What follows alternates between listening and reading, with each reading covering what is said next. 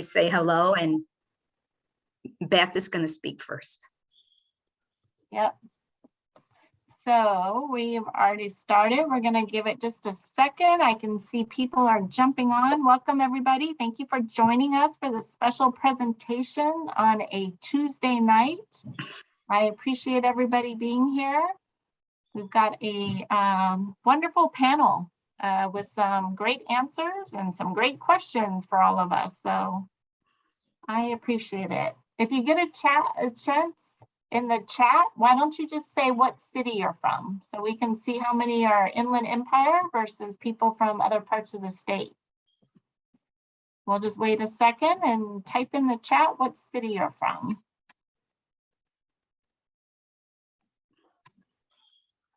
Welcome. I'm watching the numbers just to see if we've kind of got everybody on. Coachella, Yucaipa, Corona. All right, these are all of our Inland Empire people. Beaumont, Montana, Desert. Well, welcome everybody. Yucaipa. Yeah. Hello, Menacing. everybody. This is awesome.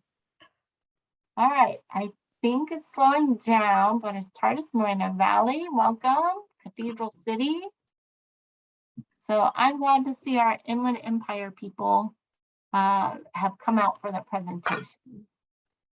Okay, I think we've slowed down, so we're going to go ahead and start. I know we're still going to have people who are going to join us, but I don't want to miss out on any of our time today. I am Beth Bird. I'm the Executive Director for the Autism Society. And joining us today is Patricia Herrera, the new Regional Manager for the State Council of San Bernardino. Let's try the State Council of Developmental Disabilities San Bernardino office. It's a mouthful. Yes. And she brought her colleagues with her today to talk about self-determination. So this is going to be an interesting conversation. I appreciate everyone being here. And I'm going to let Patricia take over. And we'll have plenty of times for questions at the end of the presentation. So throw them in the chat if you don't want to forget them. And I know we'll all be looking just to make sure we don't miss anything. But thank you for joining us. And Patricia, I'm going to let you take it away. Oh, thank you, Beth. Thank you for the invitation. This presentation, it's not really a presentation. I'm calling it a community conversation. We want to be a little more informal, and we have some great self-advocates and family advocates that are going to share their experience with the program. And this all came about because of conversation we had with Beth, and Beth really encouraging us to really talk about, have families and self-advocates come and talk about their experience with the self-determination program. So I know the audience that or the participants today, you probably are coming from all kinds of backgrounds, some that know a lot, some that are in the program, some that barely heard the word. So we're going to try to not get into the details of the program, kind of give you some high views and then some experiences. And then I want to really allow a good amount of time for question and answer.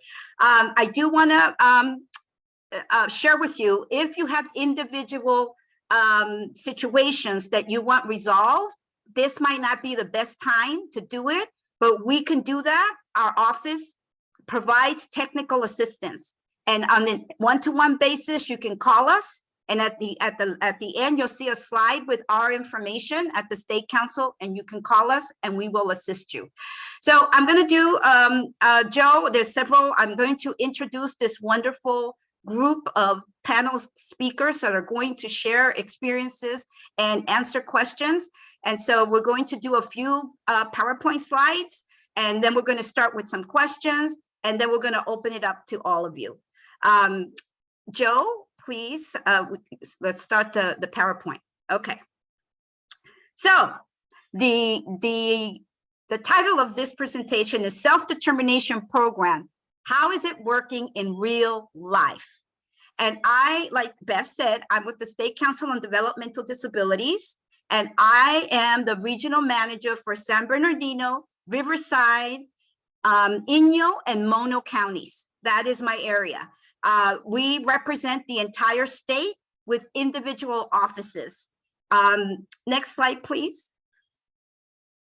So who are we? Some of you might have heard about the State Council already, but the State Council is established by state and federal law to ensure that people with developmental disabilities and their families receive the services and supports they need to fully participate in their communities. So we oversee all the developmental services, all the delivery, and we're looking at access. We're looking at different types of things. Next slide, please. So what is our focus? Our focus is providing support through systems advocacy at the state, county, and local levels. We don't do individual advocacy, we do systems advocacy. We provide training and information, that's the capacity building, on rights and strategies for accessing services. Accessing services, person-centered services is very key to the State Council on Developmental Disabilities. We also look for innovation, ideas to improve the lives of people with intellectual and developmental disabilities. So we are into almost everything that has to do with services, innovation, with changes. So we're looking at housing, we're looking at employment, we're looking at person-centered services, and we're looking at self-determination, which is a new program, not really new, it was really launched last year, but it's been piloted for over 20 years. And it's still a program in motion. We focus a lot on supporting people to be advocates. We support self-advocates. We provide leadership, opportunities to learn about how we can improve the system. And of course, we engage the community to build quality services. So that's in a nutshell, what the State Council on Developmental Disabilities does in each of our offices. At the end, you'll see a map of all the different offices that we cover throughout the state. Okay, next slide, please. So here on the panel, you'll see Joe Hernandez. Joe Hernandez is our self-determination program manager. He's dedicated to self-determination. He has 15 years of experience with the intellectual and developmental disability community. Previously worked with the statewide financial management service of the self-determination program. Currently, he's the lead for the statewide orientation curriculum around. Everyone has to take an orientation anytime you're interested in looking at this program. For you, the first step is an orientation. So he's working on improving and enhancing that orientation with the Department of Developmental Services and multiple partners. He's focused on systematic best practices to promote improved program delivery. So he's not going to be on the panel speaking, but he's going to be available for the question and answer. If you have something specifically about the program, he will be able to talk about it. Next slide, please.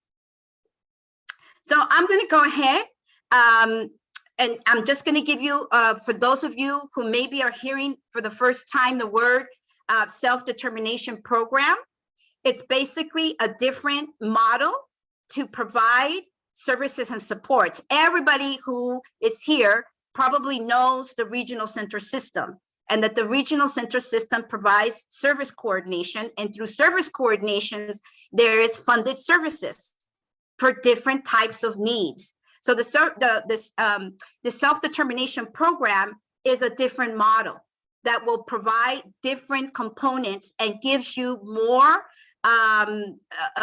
control over the services and support. So I'm not going to say anything more. I think I'm going to turn this over to our self-advocates and the family advocate speaker panel, who are actually have experience in going through the program and knowing the program, and can tell us in real life, how is this program working? So next slide, please. So I invited Tina Ewan Wilson, who's a self-advocate on the autism spectrum, living independently with dedicated hired staff. She's exploring in arts and crafts micro enterprise, which means her own business. Tina transitioned from the traditional service coordination model to the self-determination program as part of the first pilot, like some 20 years ago. And she's gonna talk about her experience. Next slide, please. Our second speaker panel is Haisha Gu. She's a mother of Ronald, a 17-year-old high school student and self-advocate with autism. Ronald needs support with social and communication skills. Ronald transitioned from the traditional service coordination program to the self-determination program on May 1st, 2022. So she's brand new, just transitioned this May 1st, 2022. So we'll hear the experience of someone who started the program 20 years ago, you know, kind of with all the hiccups and all the bumps along the way, and someone who just got into the program this past May 1st. Our third speaker is Dr. Donald Perkins. Yes, he's the father of Christopher, a 26-year-old self-advocate who graduated in 2020 from CSUSB and is currently enrolled in Media One program. Christopher transitioned from the traditional service coordination model to the self-determination program in the second pilot program. Dr. Perkins, he is very knowledgeable. He's a dedicated advocate, systems advocate for the developmental disability system. So these are our three panel speakers. And the way we're gonna do this, I'm gonna moderate this speaker panel. We're gonna have questions, and we're gonna have one question. We're gonna put it up on the screen so that you know what we're asking. And then we'll have our three panel members respond. And we have three questions, and then we'll open it up for Q&A. Okay, let's go to the next slide. Quickly, Patricia, Yes. just wanted to point out that you already have 2 requests for the PowerPoint. Beth, will we be able to send out the PowerPoint after this to the attendees, or do we know if that's going to happen? Yes, we will be able to do that tomorrow along with the recording to everybody who registered. Awesome, thank you. Thank you, Joe. Okay. Okay, here we go. Speaker panel, question number 1. How were you introduced to the self-determination program? And how is this program different from the traditional service coordination? So I'm gonna start with Tina to answer the question. And Tina and each of the panel members, you can add more about yourselves in this particular question. Go ahead, Tina. Well, And we could take it off. Yeah. I was introduced to self-determination program from my friend Ace Atkinson, who used to be in a position much like yours in Area Board 12. And he knew my situation and recommended that I look into going to some conferences about self-determination, and got me involved in the DDS-CAC that was helping to work to put the program together for it to go statewide. And that's how I got introduced into the program. The way I see the difference in the self-determination from traditional services, in traditional services, I lived where they told me to live, with the people that also lived there. And self-determination means I choose where I want to live and the people with whom I wish to live. Traditional services told me what to do during the day, and I didn't have a lot of options about that. And self-determination means I choose what I want to do all day and how and who I want to do it with. So that's what I see the main difference is that self-determination gives me more control, and it caters to the individual. So everyone in self-determination will have a different experience from everyone else because we're each individual people. And so what we want, what we need is going to differ. And self-determination doesn't try to put me into a box. It gives me the freedom to become who I want to be. Yes, yes. Okay, Tina. That's good, Tina. That's a great start. Okay. Haisha? Yes. Hi, everyone. My name is Haisha. Thank you, Patricia, introduced me earlier. So my son has autism and he also has ADHD. He needs help with social skills and communication skills. And I was first introduced by the self-determination is through a friends an organization called Friends of Special Needs. It's a group of parents. We meet every week to discuss our need and we share our experience together to help each other. And that's why I'm here. I was invited here to share my story, share my experience with the self-determination program.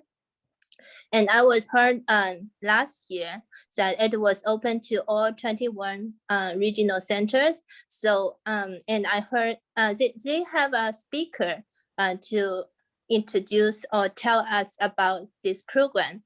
And so I feel very excited because I was drawn by the concept of person-centered planning. And to me, the traditional service, it's like a one size fits all, like only one size. So it does not like customize, it does not fit or consider individual needs or to meet their goals or their strengths. So it's more like predetermined to me. However, the self-determination program, to me, it is more customized. So it can be help to fit individuals' needs better. And I also find that it's give me more authority and more control over. So that's why I think it's called self-determination program, right? For example, I was given the like budget, and after the budget, so we can have a certain dollar amount to spend throughout the year. And we have a spending plan after that. And with this spending plan, I have more freedom to move funds around if it's less than 10%. And so it gives me more flexibility or freedom or control over that. And besides that, I can also bring my own employee on board.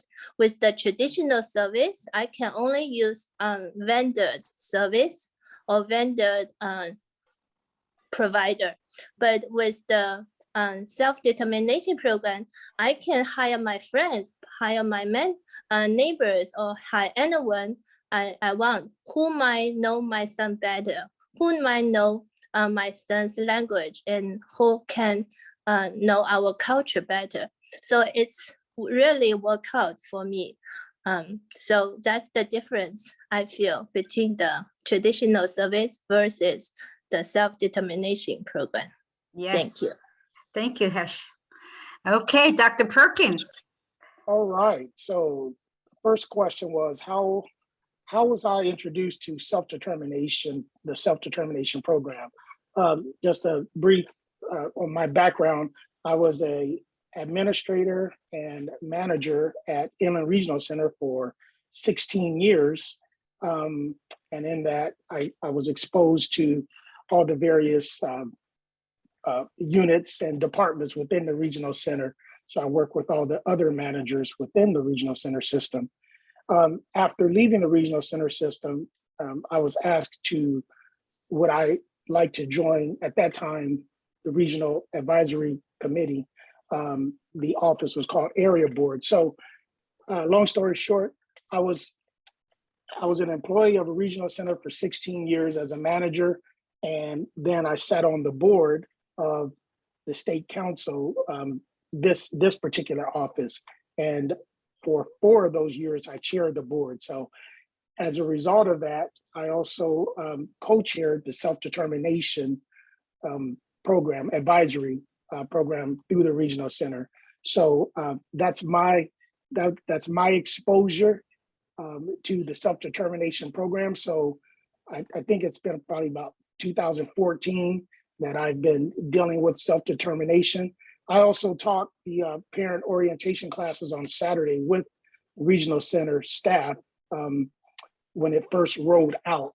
So we taught that for about 6 to 9 months, I believe it was. So, excuse me, second part of the question, how is this program different from the traditional services? I'll just summarize this in a few words. I believe it provides liberty through flexibility. So the traditional services, what you see is what you get for the most part, especially dealing with vendors. For the client as well as the family, they have the liberty to be more flexible. If a service is not vendor with the regional center, it does not limit them to where that they can only use those vendor services with the regional center. So it provides flexibility. As a result, it gives the liberty and it empowers the individual as well as the families. So that's one of the main things, and there's a lot under that umbrella. So that's one of the main things for me, we look at traditional and self-determination. I like to teach people and share with people, it provides liberty through flexibility. So Yes, Okay. thank you. Mhm. Thank you. Thank you so much. I wanted to also introduce Tabitha, who's here with us. Tabitha is a support to Tina. And I'll let Tina say a few words about Tabitha, who's joined us in this panel. She's here to support Tina as needed. So go ahead, Tina, introduce Tabitha. Tabitha came to work with me in 2013, and at the time I was having a really rough time, and she came in and saved the day. Mhm. And she has helped me in so many ways. She's encouraged me and given me strength and helped me think things through, and I don't know what I would do without her. She's Yes. awesomeness. Yes, yes. And so one thing that really stroked me when I talked to Tina was she talked about her hired staff, dedicated staff. And that is really great to hear someone say that. Someone that Tina says, these are the caregivers that I hire and that I train and that are with me. I really like that concept.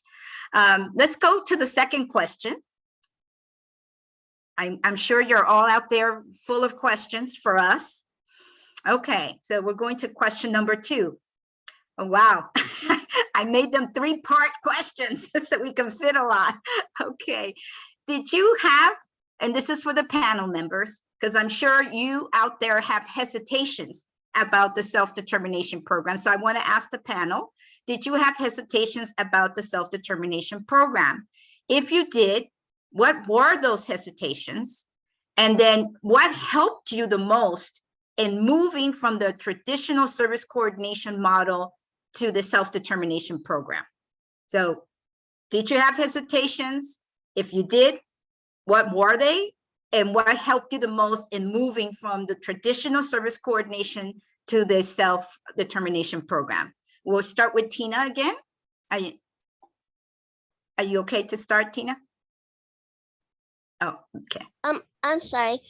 Tabby was letting me know that she has something she wants to add. Okay. In this part, but Okay.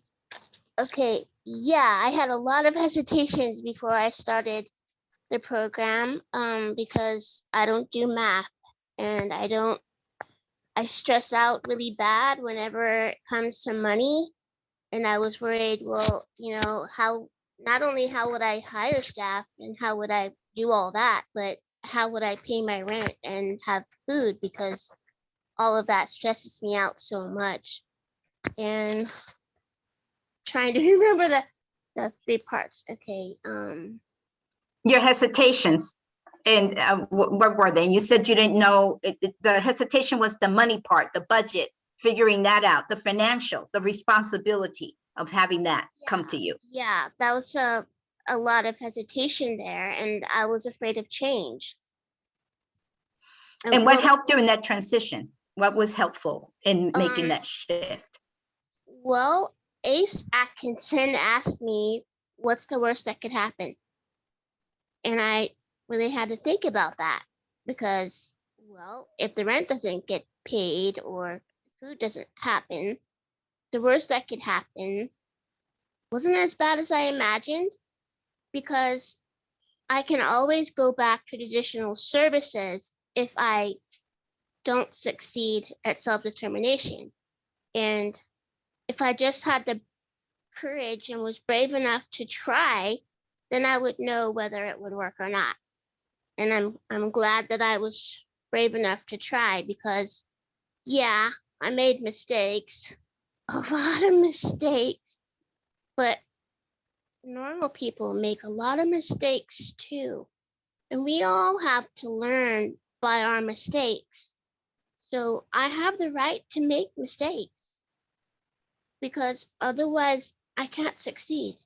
Yes, yes, yes. Very well said, Tina.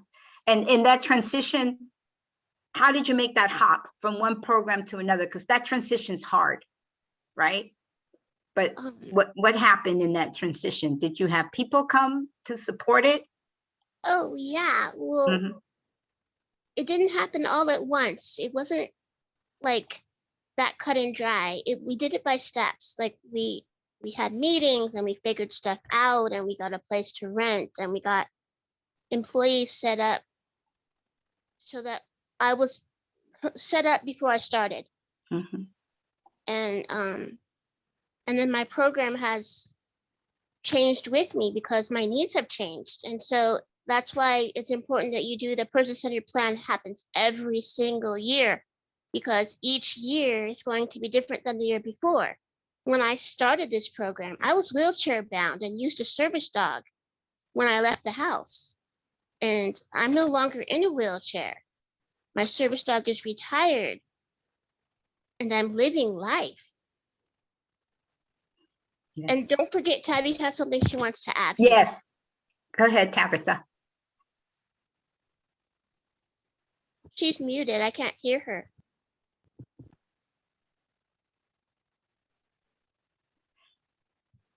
I Well, can't hear you. You're muted. Oh, here. I'm going to let her on mine for a moment. Okay. Hi, can you guys hear me now? Yes. Okay, so being with Tina, I'm going on 10 years. Before I met Tina, I had never heard of self-determination or anything like it. This is my 23rd year providing in-home care, and I have worked with the developmentally disabled since I was 16 in group homes, traditional services, hospitals. I was terrified coming to work for her. I had never heard of such a thing and didn't understand how she could have so many hours, who was paying my paycheck, all of that stuff. So coming from that end, it's just as scary for us coming into this program going like, what the heck? But coming from that end, I've never seen a change in a person. And if it wasn't for self-determination, she wouldn't be who she is today. And I'm not the one that helped that. She helped it, but self-determination made it so I could help give her the right tools to do it. Okay, that's all I have. Okay, thank you, Tabitha.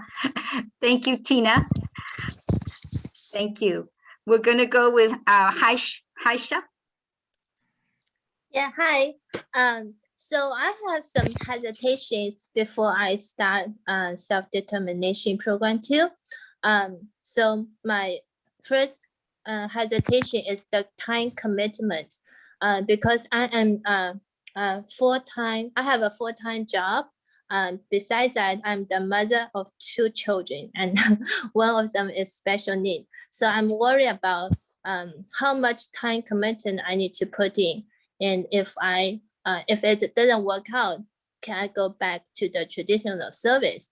So I have you already heard Tina that we have the freedom to go back to the traditional service if the self-determination doesn't work out. So I give myself a little bit more courage to move forward. And especially I'm lucky to meet my independent facilitator who can help me go through the process.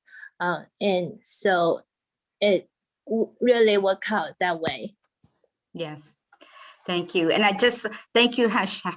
I just want to say that right now, the independent facilitator is funded by the regional center, separate from your budget. When the budget is set aside from that, and Joe can probably say more about that, but it is separate and someone experienced. And of course, you have to find the person. It is on your own. You have to find it. An experienced independent facilitator would do your person-centered plan. And I know, and I'm going to stop there and let Dr. Perkins kind of talk about this question because he has a lot to share. Go ahead, Dr. Perkins. Well, in my particular case, so as far as did I have any hesitations about self-determination, I'm going to defer and we're going to look at some of the Q&A. But I will say this, for me, I did not have any hesitations.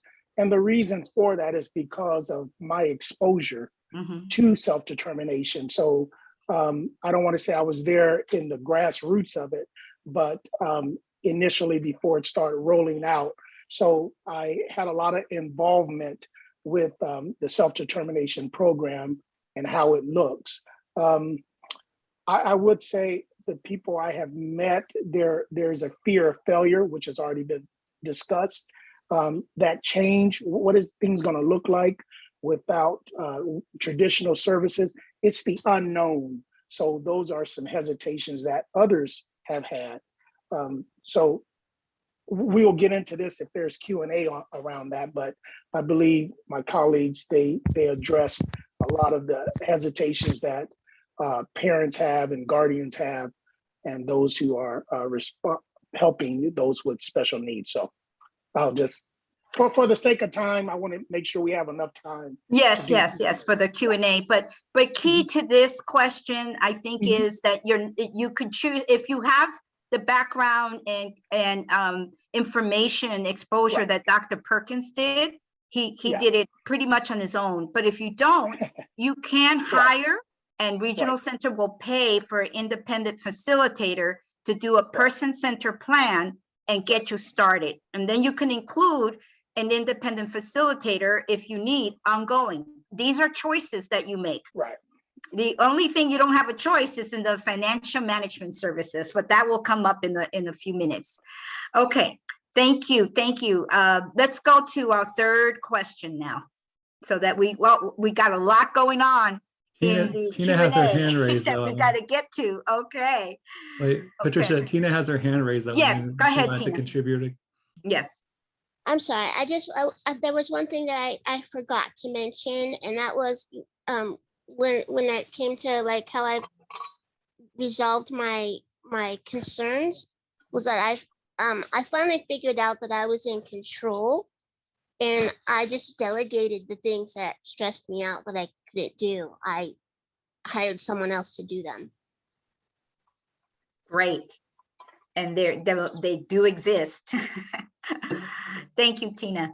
Okay, let's go to the third question. And this is our last questions to the panel. And then Tina's going to do a closure. She's going to read something she wrote.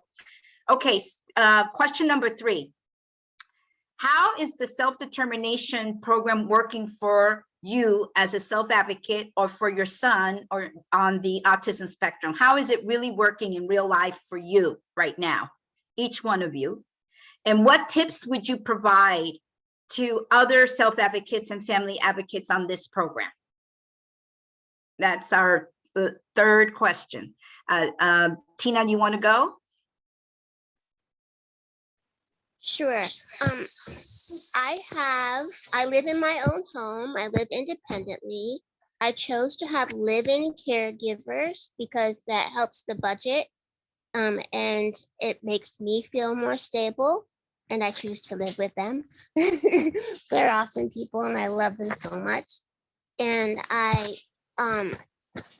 have my hours, I have IHSS and I have my hours with the regional center. I have almost got 24-hour care and I live with them, so I have 24-hour care. So even the hours that aren't covered, I have my staff family. I lost my train of thought. That's how it's working for me. I was doing an art program, but COVID killed that. But I am starting my own business. I crochet and I'm making little dragons and cute things to sell. I'm not selling yet, but that's my future. I have plans, so we're working in that direction. And okay, the tips. I kind of have a lot of tips, so I'll try to read them and be brief. Be brave. Do not be afraid to make mistakes. Know that you will make mistakes. Make them, but learn and grow. We can do hard things. Do not be what others tell you to be. Be who you are. Never give up and don't take no for an answer on the first try. If you get a no answer, think about it, find a better way to present it, and try again. And remember that how your plan is written matters. Find a good IF and forgive their mistakes because they are learning too. Remember to include the things in your plan that your employees need. If you don't put vacation time or sick time in your plan, they won't get it. Advocate for them. Be firm and squeak. It's the squeaky wheel that gets oiled. Be patient. Good things come to those who wait. Don't just think outside the box. Throw the box away. Get a comfy soft bag that fits you. Excellent. And Thank you. Tabby wants to say something. Tabby wants to say something too. Yes. Hi. So my tip too is kind of, again, to the people that are going to be providing the care. And there's a lot going into this program that is more nerve-wracking not just for the people that are receiving the care from us, but for us too. And there's a whole lot of questions that are up in the air still, even with the rollout, even with the pilot program. I was there for all of that. But this program really gives the provider more freedom to help the person that we love. Because whether you're a family member or like me, someone that I just met her 10 years ago, you fall in love with them and you want them to have the best care. Traditional services tells you what that best care is. Self-determination lets you let them tell us what their best care is and help us make that happen for them. Yes. So just go slow with it. Like Tina said, be forgiving of people. And I'm kind of not, but be forgiving of people and just go slow with them. They're learning, but give it a chance. And what is the worst that's going to happen? If it doesn't work, go back, but give it a chance. Give it a chance for them. Yes. So, okay. Thank you. Thank you, Tabitha. Excellent. Okay, Tina. Isn't she awesome? She's awesome. Yes. Yes. So hi, Sha. Yes. Hi. So as I mentioned earlier, that my son has autism, so he needs help and support with communication skills and social skills. So with the self-determination program, besides the respite service he also gets some social recreation classes funded by self-determination program. For example, the swimming class he can go to, and the martial arts he loves, and also the summer camp he can get.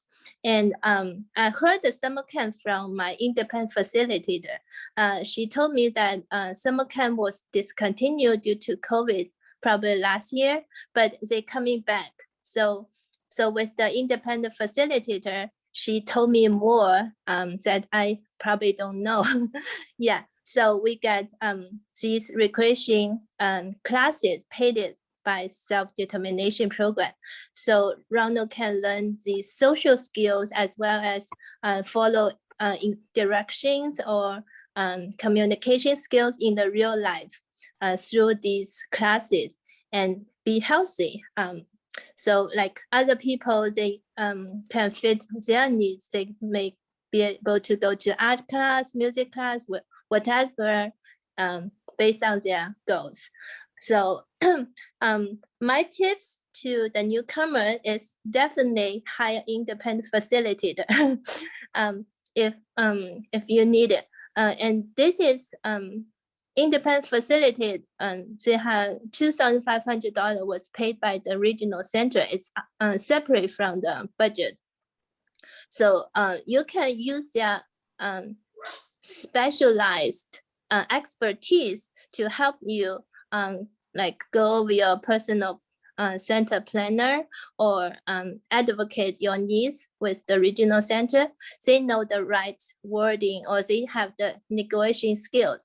And also they serve different parents. They serve different clients. So they have different, they can give you their experience and tell you like what service you might get. You may not think by yourself. So that's very helpful. And so that's my tips to the newcomers. Thank you. Thank you so much. Yeah. Okay, Dr. Perkins. All right. So how is self-determination working for my son? It's working great. And like any system, as much as you work it, it will work for you, if that makes sense. So it's already been shared, alluded to, that you get this independent facilitator who's assisting, who's helping you. At this current time, I am my son's independent facilitator. So as a result of that, I'm aware of some of the system, so I'm able to help him. And I'll just say it this way, as I was sharing over the years, self-determination, and this is a tip as well, self-determination, when you're thinking about self-determination for your loved one, think about quality of life, because that's what it's all about. It's about providing the best continuous quality of care. And all those things fall under that umbrella, the liberty, the flexibility to choose. It's all about the quality of life. So it's really giving control back to the individual whose life it is, that they may have the best quality of life. Hence, we have the personal center plan, where a good independent facilitator will sit down with the individual and the family, or whom the individual trusts to be around them. And let's go through and see what's necessary that needs to be included in your budget to provide the best quality of life that you envision for yourself. So that's working great for my son. Again, he's a college graduate of Cal State San Bernardino, and now he's in a Media One program, and he's no different than anyone else. It just all depends on those individuals working on behalf of the individual within the self-determination, for them to put forth their best effort to provide quality of care. So my tip, additional tip would be to, as my colleagues already shared, get a good independent facilitator. As much as possible, educate yourself, go to the self-determination advisory committee meetings, state council, they provide a lot of education and various things. Get involved with that side so that you can be exposed to it and you can ask those questions to provide a level of comfort for you to move forward, because the level of comfort that the provider has means it's going to interpret a better quality of life for the individual. So that's one of my biggest tips there. So Yes. Yes. Thank you. Thank you, Dr. Perkins. I think Tina wanted to finish with, she wanted to read something of what self-determination means to her. Are you ready, Tina? So we can Yes. close? Okay. I'm ready. Okay, go What ahead. What is self-determination and what does it mean to me? It means I claim the right to make mistakes. Failure is the best teacher. It means I am brave enough to try. I have the same right to failure as other people. I have the same right to take the risks needed to succeed. It means hard work and difficult decisions. It means being diligent and never giving up. It means accepting that I will make mistakes and so will my team. But we don't give up, we try again. Self-determination gives me back control. With control comes responsibility. These things combine to help me grow. Change is hard. Growth is sometimes painful and it can be scary, but I have a safety net. Self-determination means I get to decide who I am. I get to decide who I want to be. I choose where I want to live and with whom. I choose how I want to spend my time and with whom. It also means I do not have to do it alone. It means I have a team of people who support me, advocate with me, and advise me, because I cannot make wise choices if I do not have all the information I need to do so. I have the right to informed choice. Does self-determination mean everything will always go my way? No, it does not. Self-determination means I have to learn that I have rights while at the same time learning to advocate for the rights of others, including the people on my team. It means I have to figure out how to take care of the needs of those who take care of me.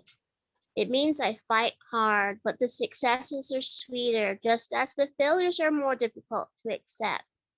It means making the world a better place for everyone, which is good because I live in the same world as everyone. Yes. Tina, thank you so much. Thank you, each one of you. That was a beautiful closure to this panel. Thank you, each one of you, for taking the time to share and giving us your experience and tips. I really appreciate it. I went through, I'm halfway through the Q&A, and I'll pick up some questions from there, and we'll see how many we can do. There's a good question here, and it wasn't directed to anyone in particular, but it says, and I think it's a very good one, what kind of services can you pursue under self-determination? I'm going to give that to Joe at this point, and anybody who wants to kind of follow, they can, but you're it, Joe. What kind of services can you pursue under self-determination? Well, there's actually, and I would think that any one of our panelists could speak to Yes. how many, their different array of services that they ended up actually Right. using. But there is actually a list of the qualifying services on the DDS website for self-determination. And when you look at the definitions of those services, they are actually very broad and allow you to kind of, again, the point of self-determination is to have that flexibility to really make a person-centered program for yourself or for your loved one. So that's why those descriptions were made so broad, so that we could make sure that we have these individualized services that really point to the person. And actually, you know, again, we have an IPP still in self-determination that points to those IPP goals and those outcomes. So as long as these services connect directly to a participant in self-determination's goals and outcomes on their IPP, they'll be able to use the funds in self-determination to implement those services. So there is, I believe there's like 27, I want to say, different services under self-determination, 20 something, and they are listed on the website, and then the definitions are listed on the website as well for DDS, on DDS. Yes. Right. So if I can insert in there. Yes, please. So from a family perspective, so all those services are listed in first. Sometimes that can be intimidating for people. So this is one approach a family member can take. So when you're preparing the individual budget, when you get this list and you have this template, basically it's a template, and you go through this template and it's categorized, be it social recreation services or whatever, and it's categorized and grouped. So as you're going through and say, you know what, that's something I would like to do, and there's a number associated with it, 330, 320, what have you. And it gives you one sentence, but then you can also you can go and refer to a more in-depth narrative, about a paragraph or two, some are longer, and it actually describes what that service is under that number. And that's how you really put together your budget, as well as get a clear definition of that particular service that you're asking for. So Yes. Anyone else would like to add to that? And I did just drop those links into the chat for everyone. Oh, good, Those two good. different sheets that Dr. Perkins just described. There's the codes and then there's the definitions. So those are going to be in the chat right now too. And those are some of the things with your independent facilitator. This is the job of the independent facilitator. They are your spokesperson, right? They're your person that's interfacing between you and the regional center. So a good independent facilitator, I keep emphasizing good and putting that in front of, because they will sit down and go line by line with you, possibly go line by line with you, and then take that time to express that. So that's important to do. Thank you, Joe, for doing that. Yes, thank you. Okay. This is a good, it's a comment, not much of a question, but I'm sure we can add. Transition is paid by the regional center right now. And that's what the person-centered plan is paid. So anyone who wants to start and transition to self-determination, you need a person-centered plan, and that the regional center will pay for. So that you can consider transition being paid. And then if you need it ongoing, you can include that in your spending as well. So you get kind of like a head start if you were to do that now. Without a person-centered plan, that's what directs everything. I don't know if anybody wants to comment on that. Yeah, go ahead.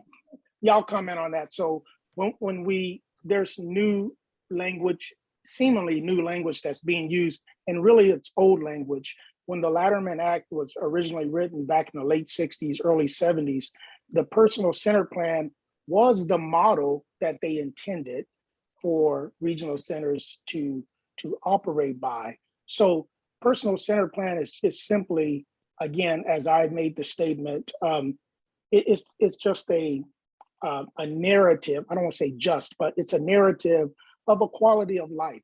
So it's a person-centered plan, and that personal centered plan is what should drive the IPP.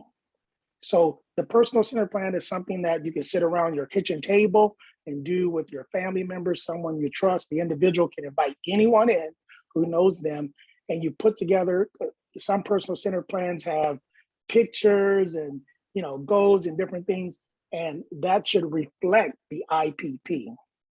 So yes. The personal centered plan, it was authorized that the regional centers they were given money to pay for individuals if they wanted to go out and get a personal center plan done, and the regional center would pay for that. So that's the first step in transitioning. So yeah, yes. As far as personal center plan, it's not new. Yes. It's old, and I just wanted to insert that in there because truly, what's happening with self-determination is that we're getting back to the roots of the Latterman Act when it was written with Ronald Reagan and all of them in the 60s.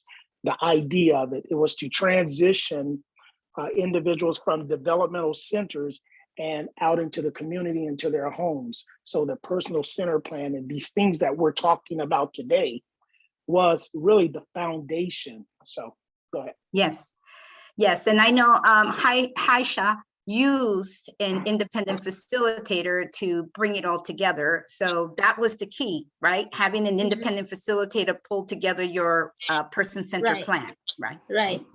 Yeah, independent facilitator is optional. It's not required.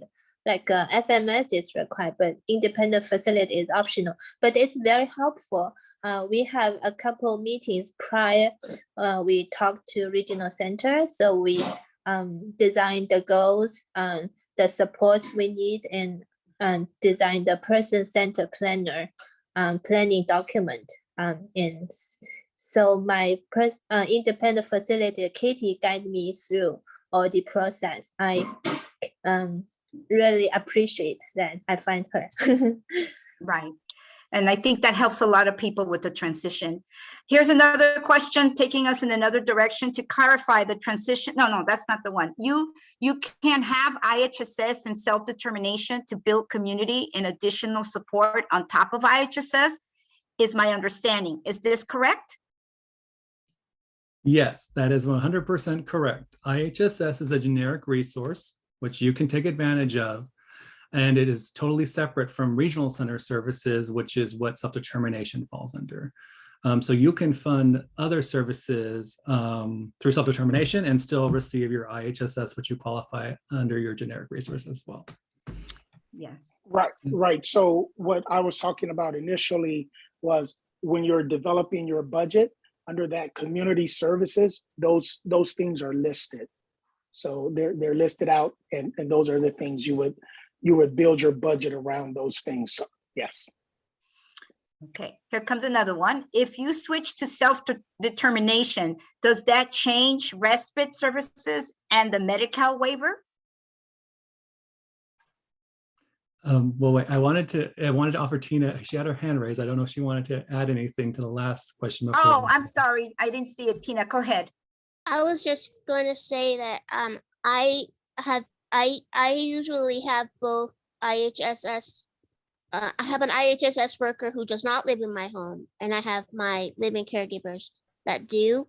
You can choose for your IHSS worker to also be your regular hired staff. I choose not to do so. I choose to have them separate. Yes. And it's good that you raised that, actually, Tina, because that you have to be careful when you do that, because there will be questions with your FMS around, and also just policy, regional center policy as well. You know, you can't have overlapping hours with IHSS and regional center services, which self-determination services are that. And overtime would be a question too, of course, because then you'd have the same employee working still with you. And so that would go into overtime a lot quicker than they would if you had two different people working those services. So those are all things that you have to think about as well when you do that. So Tina decided not to go that route, so she didn't have to worry about that. It's also why I chose to have live-in care providers, because they can work all the hours they want to and we don't have to worry about overtime. Exactly. Yes, that's good. So the next one was, if you switch to self-determination, does that change respite services and the Medi-Cal waiver?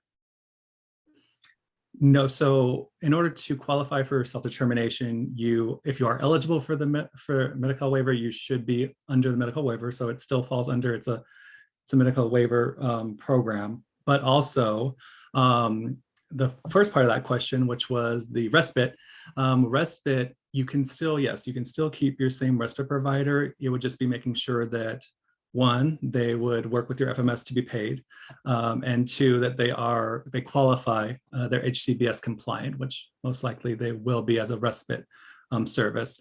So that shouldn't be really a question at all. It would just be working with your FMS to have them make sure that they can pay that respite provider or whatnot.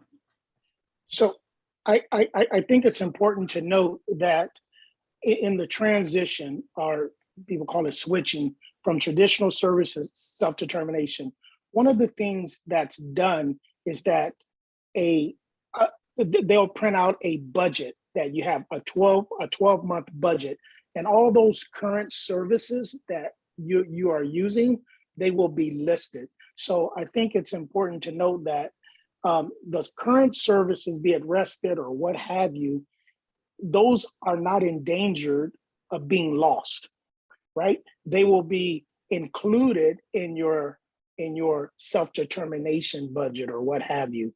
So I think that's important to note, and maybe to bring some comfort.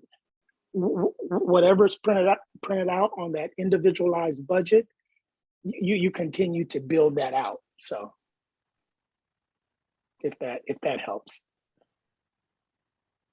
Yeah, some of these questions are being answered by different individuals, which is really nice. We have lots of people asking questions and others answering. And I think a good number, we have individual facilitators are part of this conversation, which is really nice. I really appreciate the feedback that you're providing in the Q&A. There's a comment, I'm not sure what I would need for my for support for my adult autistic son, 22. He is also agoraphobic and has a hard time leaving home just for a little drive through run to get food, go to a food place. So this parent is wondering, how can I support? How would you address that? I would say through the person-centered plan, you have to kind of see, right?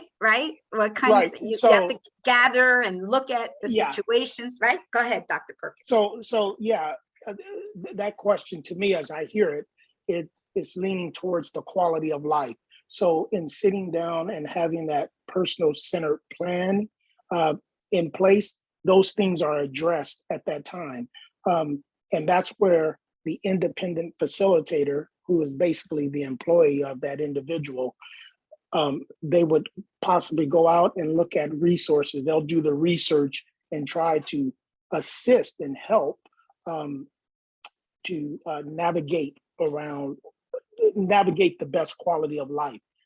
If that means going to that individual budget and looking at it prior to it being authorized and inserting a service in there, then at that time, that's what you want to go for. So that's why it's critical to have that independent facilitator. It's critical to have that personal centered plan, because again, that's going to reflect the IPP.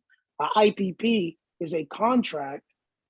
Many of you all have IPP. Many of us on here, we know what IPPs are, but it's a contract between that individual and a regional center, saying that the regional center is going to provide and are going to own up to everything on this individual, on this IEP. The personal centered plan can really impact the IPP, if that makes sense. So a lot of those quality of life issues, as they're laid out in the personal centered plan, then we get them to reflect on the IPP, we get them put on the budget, and hopefully they get approved on the budget, and then you move forward. That's one optional route to take. So Yes. We have some questions about existing services. If people have existing services, do they go away, like respite or no, it's just like I said, you'll in the transition process, and an individual budget will be printed out. Like for my son didn't have any services, right? But there was a bunch of generic services put in there.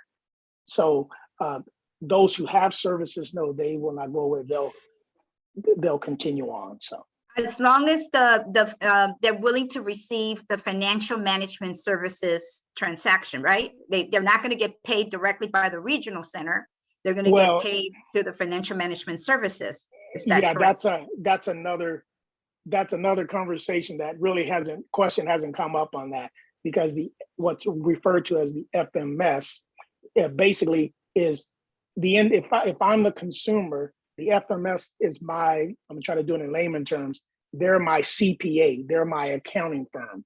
So the regional, and I'm just using it this way, the regional center would give them my entire budget, and they'll do all the work for me as far as 1099s to those individuals that I hire and things like that. So they are my accountants. So pretty much That's kind of a clean and dirty look at an FMS. They're your accountants. Yes. Tina, you wanted to add to that? Yeah, I just wanted to say, you can keep all the same services, but you have to remember they have to meet that one big requirement of being, I can't remember the correct terms, but mainstream. It can't be just a service Oh, that's yes. only for people with disabilities. It has to be something that everyone can use. So I'll give an example. I wanted to go to camp, and at first we were afraid I wasn't going to get to go to camp because it's a camp for people with disabilities. But if that camp meets the requirement, then you can go. Got it. Yes. And you're referring to the home and Inclusion. community Mhm. community-based settings. And so that Yeah. so the HCBS Exactly. rule. Yeah, HBCS, the yeah. HCBS rule, and that Yeah. can be a little bit tricky, but it's got workarounds too.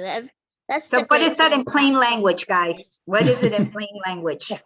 The HBCS rule, what is it in plain language? And what will happen is if you have an independent facilitator, they will help you verify that your setting or the service is HCBS compliant. There is, excuse me, there's actually a new document that came out from DDS just, I think it was just a month ago, that was actually now the official document that a participant in self-determination can use to ensure that their setting is HCBS compliant.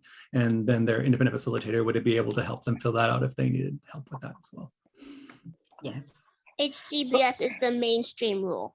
That's what I call it. That's the plain language. It's mainstream rule. It means that services have to be inclusive, not segregated, not just solely for people with developmental disabilities or intellectual disabilities, but more inclusive. And that's right. So that is something self-determination cannot pay for services that are exclusively for people with developmental disabilities. You can also have a vendor who suddenly says, right, this can happen, that suddenly says, no, I want my payment coming from the regional center directly. I don't want to go through a financial management service agency. Can that happen too? That you have a vendor that's always worked with you, and suddenly you switch to self-determination, and the vendor doesn't feel comfortable because they don't feel the security of, the regional center paying for that. That can happen as well, right? Not that I'm aware. Yeah, Okay. that's not something, I mean, They'll take the payment. $1,000 from A or $1,000 from B, Doesn't matter. it doesn't matter because I It don't. could happen though, because everybody has the right to choose. If that Yes. company chooses, then you Right. can't take away people's choice. Right, That's- but it's rare. It's Yeah, it's rare. yeah. It's If rare, I'm but a it could business, happen. yeah, it could happen, but why would I risk losing business? Well, anyway, yeah. So It there's is a question. it is a valid question though, for sure. It Yes, is a it valid is. question. It's rare, but it could. How do you get recreation classes paid? How do you get a company to partner with SDP, with the self-determination program? So that relates kind of to the question we were talking about right Yes. now, in the sense that, if you are going to use, if you're going to use a company that maybe is not even used to regional center services, maybe it's just your local gym and they've never affiliated with the regional center. Now, the way that process works is your FMS, who's your financial management service person, the person that handles your money Yep. for you and does exactly what you tell them to do with your money, according to the spending plan. They are going to talk to that entity, and they are going to have to make sure that paperwork is filled out. And of course, you'll be involved in that process too, and hopefully an independent facilitator if needed as well. But it's actually a very simple, at least Yes. some of It the is. paperwork that I've seen for just Yes. a business like that is fairly simple. It's maybe like 1 or 2 pages for them to It's fill one- out, yeah. just so that Yeah, they it can get is. paid.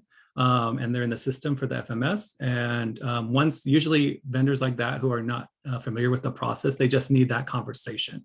So usually it is a conversation with either the independent facilitator or the participant to explain how it works, or the FMS even, if you want the FMS to call them and kind of, again, it depends on your team, because it's individualized by you, and kind of who's the key players and who's going to go out into the community and talk to all your different people. And so, but yes, definitely you would then have that conversation and you would set them up as being one of your services. And I believe recreational services was question. that would just be a matter of making sure that one, it's connected to that person-centered plan that you created, that's then connected to your IPP, which is, your goals and your outcomes that regional center is agreeing to fund and help support. That And is correct. then that would go into your spending plan, and you Right. could just pay for that recreational service. Right. Okay, here's one. How do you find an IF to hire? What are their qualifications? They work for Inland Regional Center? No, so let me just address that. I believe it was Cindy Cox that you put that link in chat. I'm looking at chat. I think she put in there, there's independent facilitators throughout the state of California. The regional center doesn't provide independent facilitators, but there are individuals who have taken classes. There are individuals, actually there were independent facilitator classes given. I know in this region, they were held at San Gabriel Regional Center a few years ago, prior to COVID. But you actually interview the individual, and the families interview independent facilitators.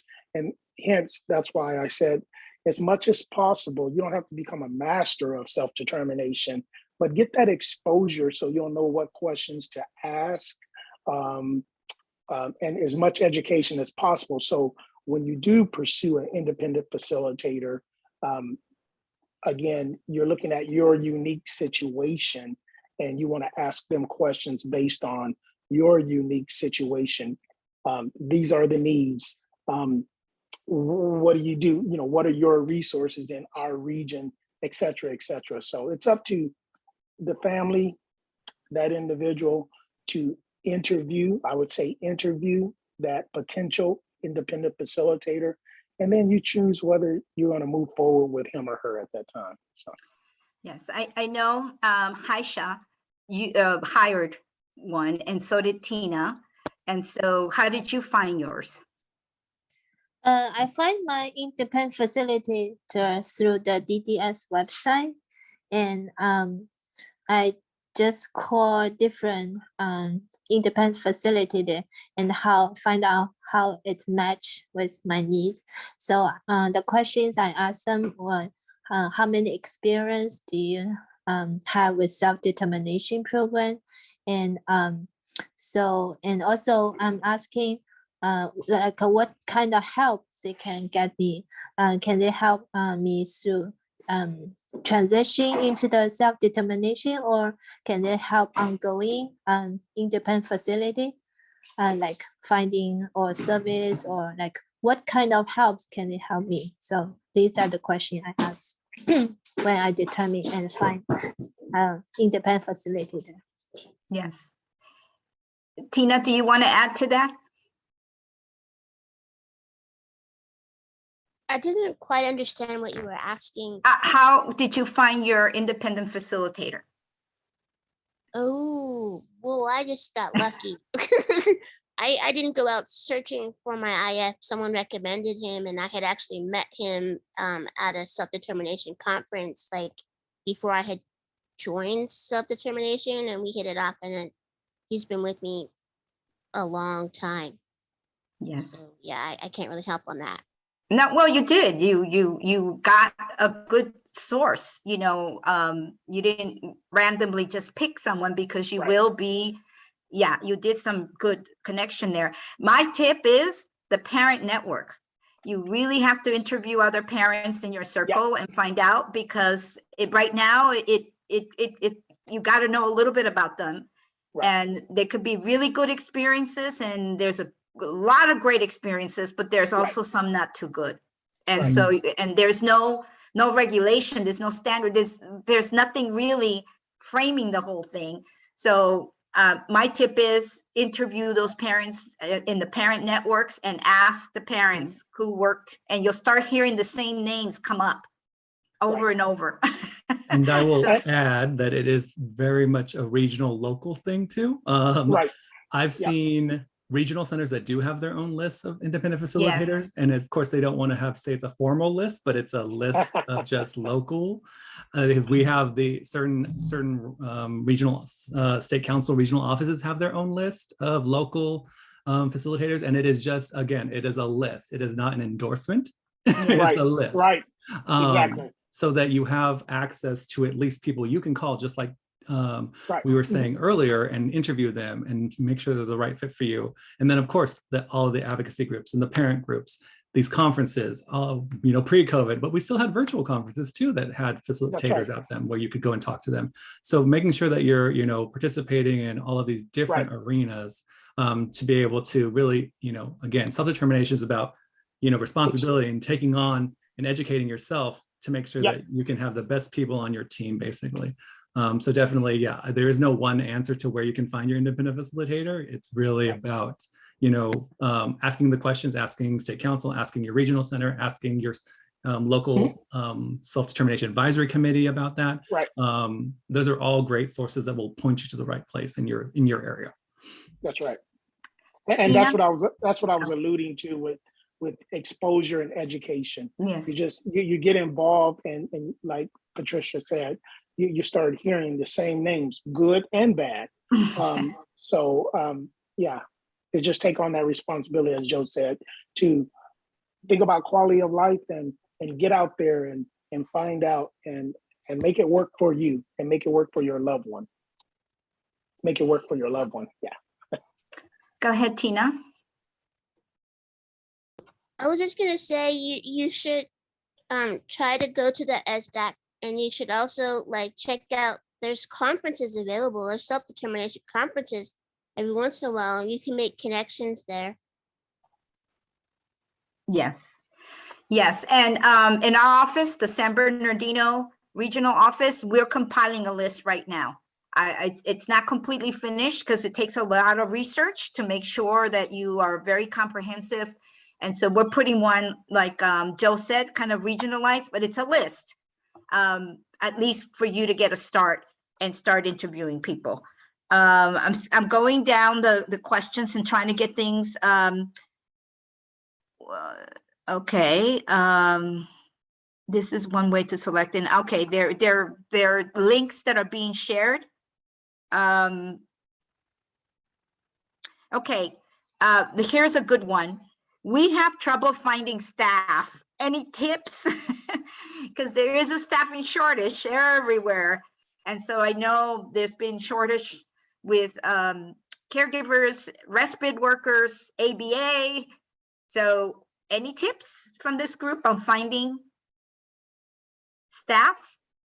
Yeah, one of the greatest tips is, like Joe already alluded to, is get out there, talk to other parents, talk to other people, find out their experiences with these people, independent facilitators, staff, because if you think about it, staff and independent facilitators, what have you, even FMS, there are people already out there who have experiences with them, and they'll share them with you. They'll share the good, the bad, and not saying for you to go with them or not to go with them, but based on their experience. Everyone's experience is different. So even with the staff, right? The staff, there are people who are supporting multiple families. And so. Yes. Yeah. Yeah, and you have more freedom to look into your own neighborhood, your own clubs, social clubs. You have a lot more freedom because you're out of the vendor pool, and vendors are having a hard time supplying staff. So you have a little more local research or searching for people. But it is hard times right now in general. I want to go into this question comment. It's good. In my experience, the SDP committee meetings haven't been very effective. What is state council doing to help with outreach? So many of the meetings have only been attended by one member. Obviously, that's not a quorum. I'm concerned that this can lead to discouragement and possibly even failure for the consumers and their families. Yes. If it's the Inland Regional Center, yes, definitely I am working and addressing membership. We've had several meetings, two meetings so far, on how we can enhance that membership and get commitment from self-advocates and families to attend the meeting. I just arrived, and so I really want to work with everyone that's in this meeting today to help. If this is an open meeting, please come to the Self-Determination Advisory Committee. We do get input from families and self-advocates. I've heard some independent facilitators come and talk about things that are not working, and then I follow up with them, and they have confirmed that the issues have been resolved. And so it is a good way to have some system issues addressed at these meetings. And I really encourage that we all need to work on this becoming a very powerful source. I think it's important to encourage families to ask to go to the orientation, not wait for an invitation, not wait for the service coordinator to tell them, you know, you can start an orientation at any minute and start exploring this and moving slowly towards this, if that's your choice. I think for the state council, it's primarily that people have information to make the choice. We're not favoring one program over the other. We just want to make sure that people have information and that they can make an informed choice. And like Tina has said, and the panel today has said, you can't really make a mistake because you always have your service coordinator is still going to be with you in the regional center, whether you go to the traditional or whether you go into the self-determination. Tina talks constantly, and she said something very important to me the other day. I learned a lot from Tina. She said to me, my service coordinator is one of the most important people in my circle because that's the only person I don't get to pay. Everybody else I'm paying, you know, to be in my circle of care. And it's dedicated people who care about my person-centered plan and care about me. But my service coordinator, I'm the only one that I don't pay. And he's an integral part of the self-determination program for her. Right, Tina? This is correct. He's pivotal because I have my team on my side. He joins my team, but he's not really the same. Like I don't pay for him. He's not part of my budget. But if he doesn't take my plan and budget and make it happen, if he doesn't help me get it approved and doesn't make sure that the regional center actually sends the money to the FMS, then my plan doesn't work. Yes. Yes, definitely. Your feedback about the self-determination advisory committee needing more participation. Yes, we need to work on it. And please call me at the end. We'll give you the information, and maybe Joe, you can put the information in how to reach us. It's on the last slide, if you want to put it in the chat as well. So that you can please, let's work together on making this the self-determination advisory committee meaningful, that there is quorum, that we can vote on things, we can move programs forward, we can do it. I'm all there, and I want to work with each one of you. Here's another question. It's hard to find a business who would use in FMS to pay them. I would like to hire a private swim instructor, but when I told them that they would be paid by my FMS, they backed out. There they go. That's just because they don't understand. It takes time to educate the community too. When people figure out that we have the money to pay for services, they'll eventually want our services. I mean, they'll eventually want our business. So it takes a little bit more education, telling people. Yeah, well, Yeah. change takes time, and it's not just we ourselves that are changing. The community is changing because self-determination means more of us are moving into the community. The community will have to also learn to accommodate us. It's a two-way street. We're going to provide employment. We're going to provide business for the community. The community needs to reciprocate and learn to accept us too. I don't know if I explained that very well. Let me, if I can, I don't want to get too much into this, but as far as a private contractor or business, say that swim instructor, again, it's up to the individuals to educate them, because a private contractor, be it a swim instructor or a private business providing this service, they're going to be provided a 1099. They'll fill out a 1099, be it from the FMS or be it from, it's the same process as they would do with the regional center or a FMS or from anyone. So that is the same exact process. So there is no difference there. I was a small business owner, and it's just a 1099 process. So I don't quite understand. There's no uniqueness when it comes to payments and will I get paid and will I not get paid as far as that is concerned. So they probably just, like Tina said, they probably just didn't understand. What is an FMS? They're paying me, you know, it's. I've run into problems too with people not wanting to take the time to fill out a 1099. Some people just don't care enough. They don't want the extra added burden or the extra trouble. No, they take that up with the IRS, but that's another topic. Yes. There's a comment in Spanish, which I'm going to read in Spanish and then I'll translate and then we'll answer it. Mi hijo tiene 22 años y mi coordinadora dice que no vale la pena el autodeterminación porque tiene solo respiro, así está en el IPP. So this participant says, my son is 22 years old. My service coordinator has said that self-determination is not worth it or is not really a program for her son because he only has respite and that's already in the IPP.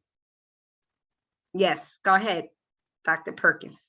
So number one, service coordinator should not have said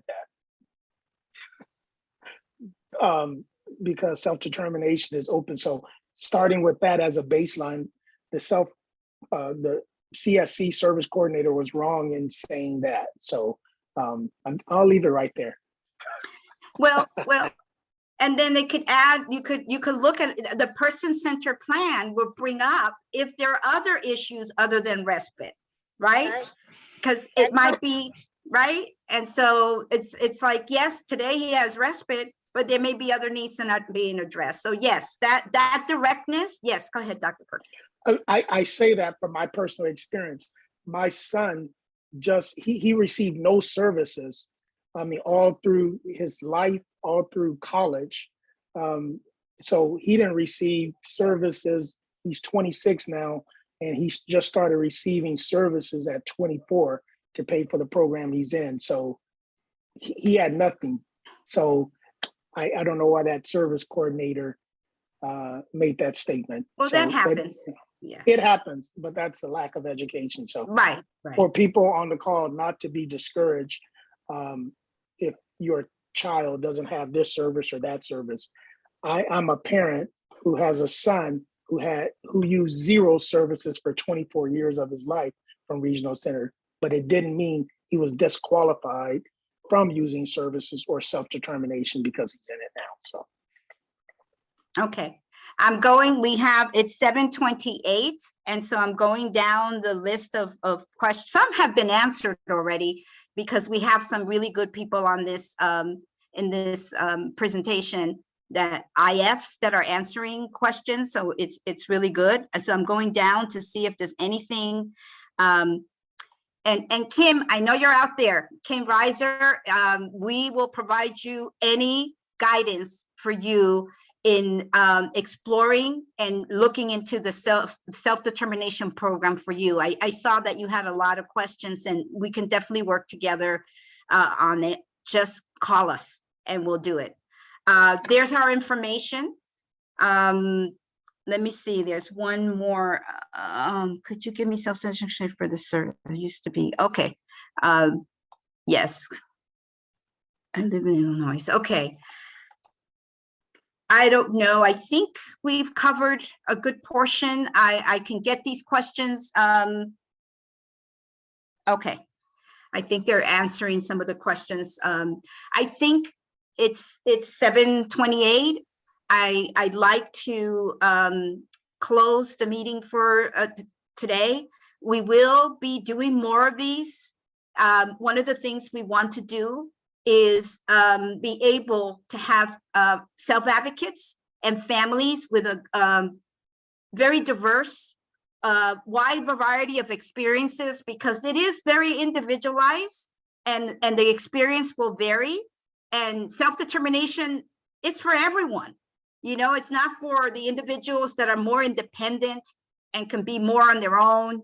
It's not for the individuals that have lots of different challenges and need a lot more supports.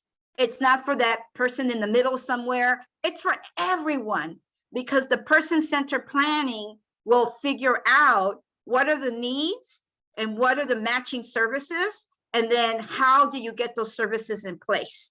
So it's very individualized. I want to thank our panel. I want to thank each one. This has been incredible. Thank you for your time. Thank you for your willingness to come and share your experience and the information and the wealth of knowledge that you have. I appreciate each one of you. I hope that you will join us again in other panels. I think this is a good way. How are we going to do outreach? How is the State Council doing something about this? I think part of it is grassroots. A lot of new things didn't happen overnight. They take time. And yes, we can do both. We can, work with the system as they come along, but we don't have to wait completely. We can also do grassroots. And when people come in and more people join and more people see that this is a possibility, the program is enhanced, is improved. More individual facilitators who are difficult to find. There's more coming in. Still, we need more, but there's more and more people interested in this. There's more financial management services that needs to grow as well. Everything needs to grow, and only all of us together can make that difference. It's going to be grassroots for this innovative program to really work, and for everybody to have a chance to see if it's for them or not. It may not be for them. Traditional service coordination may be doing the job and people are very happy with it. Awesome. Or they want more types of freedom. They want to hire different types of people. Then you want to look at self-determination. Thank you. Thank you. We're getting, thank you for this workshop. Very helpful. I hope it was helpful. This is an amazing program. I'm excited for my daughter with intellectual disability to take advantage. Yes, thank you. Kim, this program is specific to California. Okay, there's some information going on the program. Thank you so much. I'm just reading the comments as they come. Thank you, Beth. I want to bring Beth back on to say last words. Yeah, I was just going to say, great presentation. Thank you to all of our panelists. I appreciate it. You guys kept it real, kept it applicable, for our families so they could get their questions answered, because, it's information. We're trying to figure out, how does this apply to my child, my adult, and you guys did a great job. So thank you so much for everything. We'll be sending out the presentation and the recording tomorrow. And the survey. And the survey, yes. And thank you, Patricia and State Council, for partnering with us and co-sponsoring this event. So have a great evening, and we'll see you guys next time. Take care. Thank you. Please answer the survey. It's very important for us at the State Council to have feedback from you. Thank you so much. Take care. Have a great evening. Bye-bye. Thank you all.